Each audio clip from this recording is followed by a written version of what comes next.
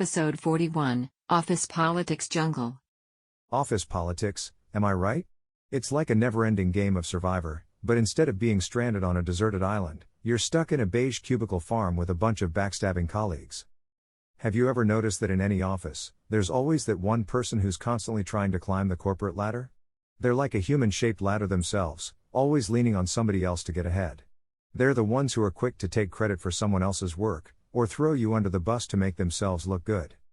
And then there's the office gossip, who's like a walking TMZ. They know everybody's business, and they're not afraid to spread it around. They're like a virus, infecting everyone with their drama and negativity. But my personal favorite is the passive-aggressive note writer. You know who I'm talking about, the one who leaves little post-its around the office, reminding everyone to clean up after themselves or turn off the lights when they leave. But they never sign their name. It's like they're too scared to confront you face to face, so they resort to leaving anonymous messages like they're in some sort of spy movie. And don't even get me started on the office cliques. It's like high school all over again, but with less acne and more khakis. There's the cool kids, the nerds, the jocks, but instead of sitting at different lunch tables, they sit at different ends of the conference room table. In the end, office politics is just a fancy way of saying grown-up bullying.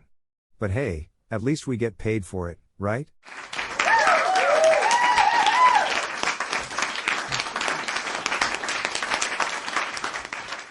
Oh, office politics. The only thing more absurd than the constant power struggles and backstabbing is the fact that we willingly subject ourselves to it day in and day out. It's like we're all characters in some twisted game of Survivor, except instead of being stranded on a deserted island, we're trapped in a cubicle farm with Karen from HR and Bob from accounting. And don't even get me started on the ridiculous titles people come up with to make themselves feel more important. I mean, who needs a vice president of paperclip procurement? It's like we're all playing make-believe, but instead of pretending to be superheroes or princesses, we're pretending to be important. But what really gets me about office politics is the pettiness. I once witnessed a full-blown argument over who ate someone's sandwich from the fridge. I mean, come on people, it's a sandwich. It's not like they stole your firstborn child. And let's not forget about the alliances. It's like we're all in high school again, trying to figure out who's in the cool crowd and who's not. And don't even think about crossing the wrong person or you'll be blacklisted faster than you can say team building exercise. But despite all the absurdity, there is a silver lining to office politics. It's a great way to hone your own skills in diplomacy and strategy. Just think of it as a real-life game of chess, with the added bonus of a paycheck. So, in conclusion, if you find yourself struggling with office politics, just remember that you're not alone. We're all in this together, navigating the choppy waters of corporate culture one passive-aggressive email at a time. And if all else fails, just remember, there's always a new season of Survivor to binge watch.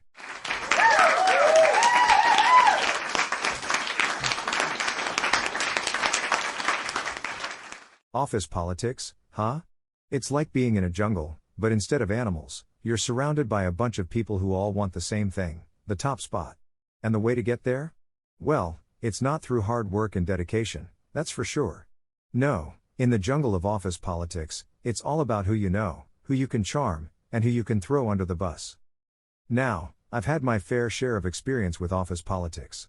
I once worked at a company where the competition was so fierce, it was like Game of Thrones but with staplers instead of swords. And let me tell you, there were some real characters in that office. There was the backstabber who smiled to your face and then talked trash behind your back. And of course, there was the brown-noser who would do anything to get ahead, including bringing in homemade muffins every day. I mean, I like a good muffin as much as the next person, but there's something suspicious about someone who always has a fresh batch ready to go. And then there was the boss's pet, you know the type. The one who can do no wrong in the eyes of the higher-ups, even though they spend most of their day watching cat videos on YouTube. It's like they have a force field around them that deflects all criticism. But my favorite office politics character has to be the gossip. You know who I'm talking about, the one who always knows who's dating who's getting fired, and who's stealing office supplies. They have the inside scoop on everything, and they're not afraid to share it with anyone who will listen. But the real absurdity of office politics?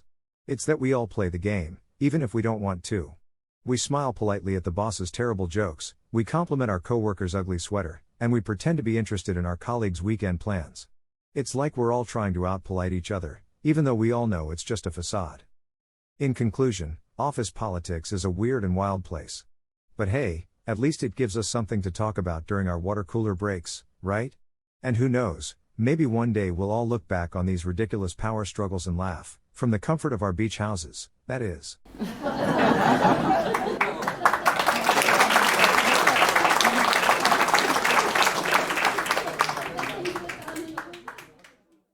And that wraps up another laughter-filled episode of Not So Funny A. If you enjoyed the jokes generated by our AI algorithms, don't forget to hit that subscribe button and join our comedy-loving community.